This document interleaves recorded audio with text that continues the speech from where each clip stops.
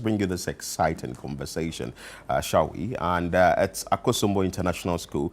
If you did go to that school, then definitely you should stay glued to your television set, so you would be able to enjoy the conversation. It's 25 years for the 2000-year group, and they are celebrating it this weekend. But there are some exciting things they'll be doing in the school, and we'll be sharing with you here in the studio. We have Victor Anku Chedi here, who is the 1985 member year group. We also have Kingsley Abrokwa 2000 year group, Akosombo International School. We also have Sam Woboche 2000 year group, who is also here with us. Evangeline Benate, who is a member of the 2000 year group. You're welcome, madam. You are all welcome, gentlemen and madam. First of all, let's start with you. 1985. How was it like? Very exciting. We weren't very many. Around that time, we had just a one-stream school. So Form 1 was one class, Form 2 was one class, Form 3 one class. Then included day students as well. So you had a school of maybe top 200. And so teaching was quality, feeding was quality, facilities were quality. Speak of, we had a swimming pool, we had a tennis court, we had nice football field. And academics were good. I mean, you could see the teacher-student ratio. So it was quite an exciting time. Did you enjoy yourself in school? We did. Fondest memory? That would be a difficult one because there were many of those. But I think those times that we had speech days and the process during the rehearsals, we had a senior house master who was also the music master, Mr. Parry, okay. And you went through all these songs and had to learn all these songs leading to the speech day. I think that was one of those great moments. Wow, yeah. Great moments. Let's come to you, Evangeline. 2000. Yes. So when you got to school the first day, how was it like? Hey, I'm in Akosombo International School. Oh, it was pretty scary. Why? Oh, secondary school experience. It was boarding. You're going to stay away from home for the first time from the GHS that I knew at the time was St. Martin de Porres. Okay. Yes. So now away from home, and then all the stories we had heard about secondary school. What were some of the stories you had? Oh, about, the first time is the homeowing. Yeah. I don't know if you know those things. But thankfully, AIS was pretty different. Okay. It's not like the other schools and the kind of stories we had, no. Yeah, so that was my experience for the first day. But the expectations were high. Amazing new humans, different characters, different origins. It was beautiful, I tell you. Wow, and you enjoyed the school, I guess. Very much. Wow. Very much. I'm grateful. Wow. Samuel, you. Let's hear from you. The first day you got to the school, 2000, and you were like, hey, I'm in AIS. So I actually I had a mixed graduation of going to the school. I started in the kindergarten way back in 87. And then I left for Accra when I was in grade 3, and then came back to the boarding house when I was entering it was JHS1, yeah. JSS. At that time, JSS1, yeah. Right. So yeah, I was coming back to the boarding house, like Eva said, it was a bit scary, But nobody really did anything to you. It was scary, but when you got there, it was cool, right? That time I was only about 10 years old. and my mom took me to school and dropped me there, and I was literally the first person to arrive that day. Wow. So I was just looking at the dormitories, and then I decided which one I'm going to stay in. And all of that, and then we took it from there. There was a bit of Homo's night and Nino's night, but not as severe as you hear from other schools. But it was quite fun. Yeah. Kingsley, you. So I unfortunately didn't experience boarding house. Oh, okay. I was a day student right from kindergarten, so he was my classmate from nursery. Besides his break that he came to Accra to enjoy Accra line, I was from kindergarten all the way to SSS. So I was a day student but I also enjoyed the fact that I was a day student, and also liaised between sometimes my friends who are boarders and want to get some stuff from town or something, At some point, I was even considered more as a boarder than a day student because I was hanging out with my mates in the boarding house a lot of the time. But it was a great experience. Those who know Akosombo and its serenity, and we didn't have pure water at the time. We drank straight from the tap. We had Kelvinators, iced fountains. Yes, we call them fountains. It was a pretty pechepe school, as people call it. Oh, of course, it's pechepe. It's pechepe. It's pechepe school. Evangeline, I know you people have a project upcoming, or you have an event. 25 years? 25 years. Tell us about it. So this is what happens after 25 years of leaving school, or leaving SHS. You have to come back and host the speech and prize giving day. Okay. So that is what is happening this time. The reason 85 is in is because it's their 40th anniversary, and they took it upon themselves to also have a big project.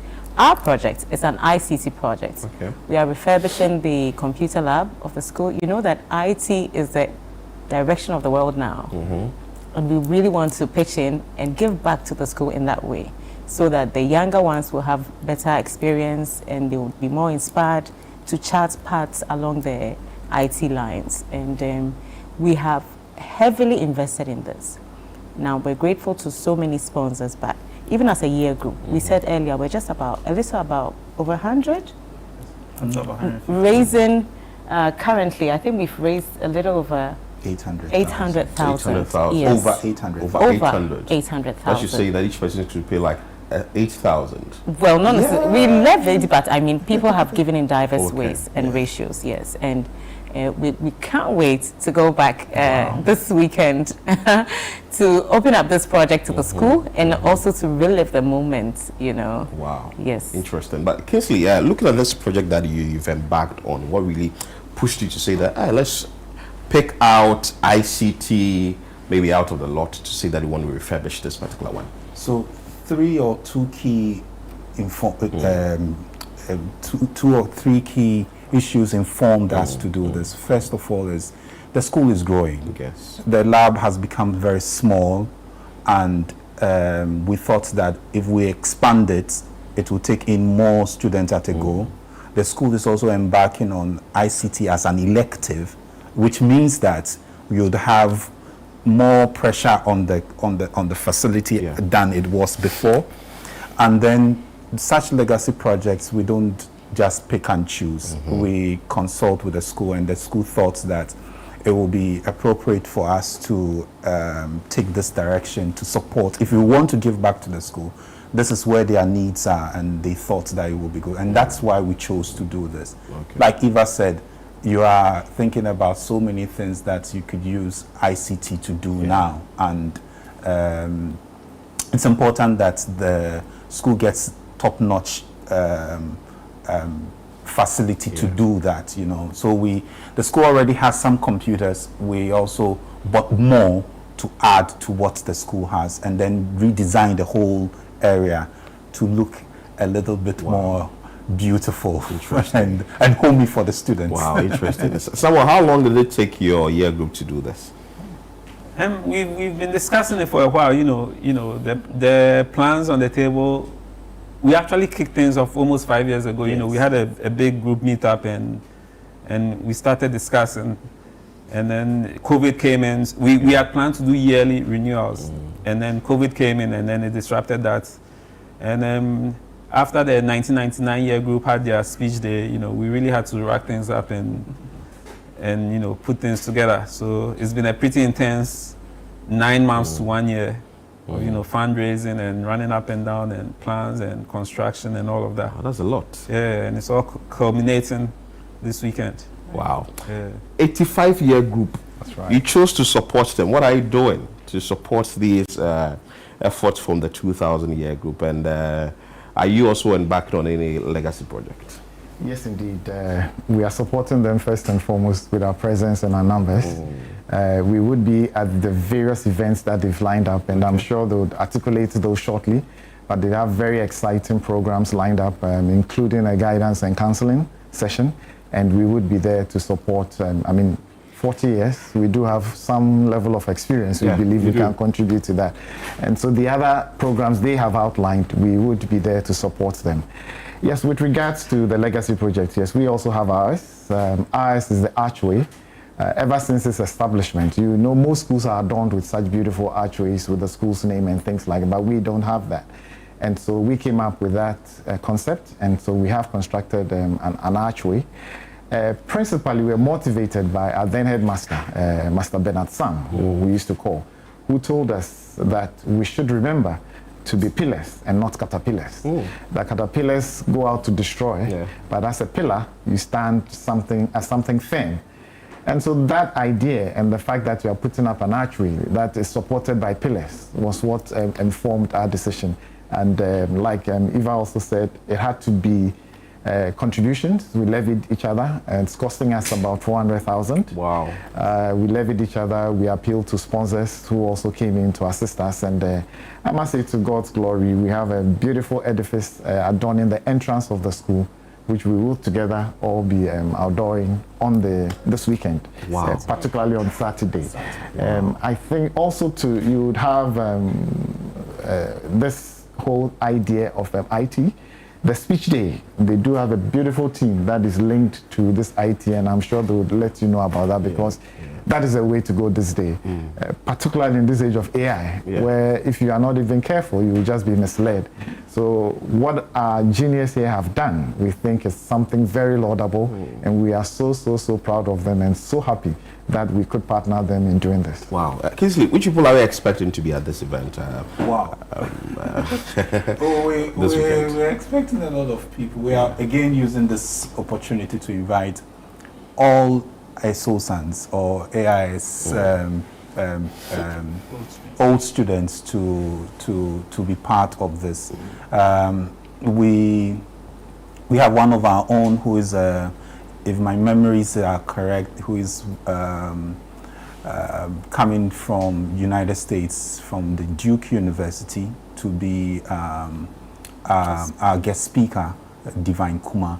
And we also have very prominent people who we've invited. The list is tall. And we also understand that the current member of parliament, who is the deputy finance minister,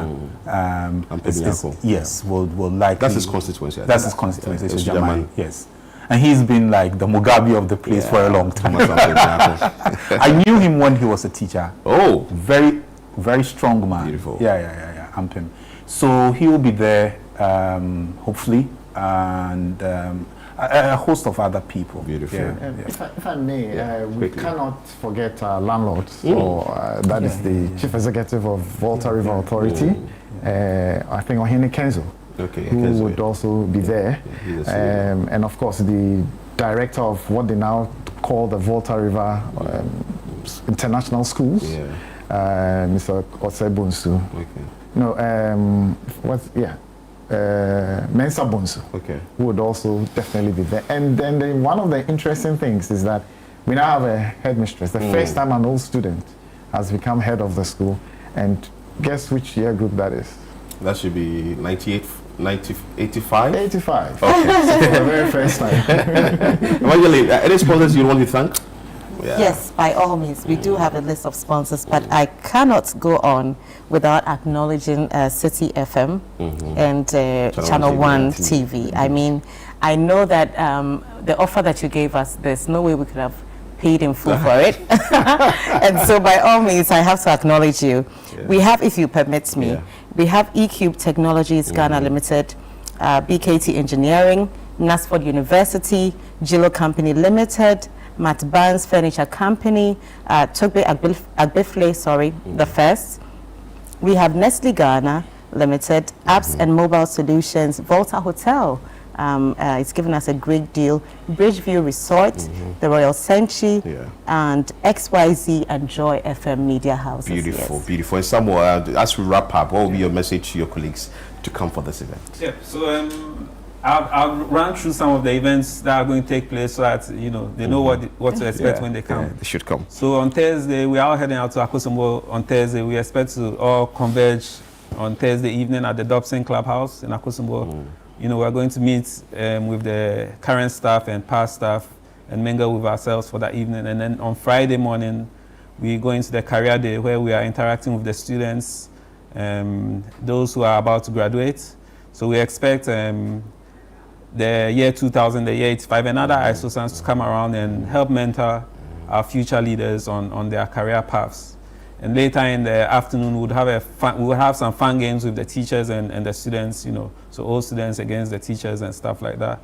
And in the evening, we'll have a nice riverside barbecue, so, you know, yeah, definitely welcome to come and experience what it's like, you know, some fresh tilapia from the river.